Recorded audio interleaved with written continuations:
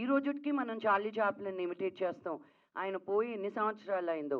But those are the stars who have created one impact, you no.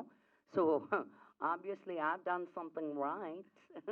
And I really enjoyed imitating you. There you go. Thank you.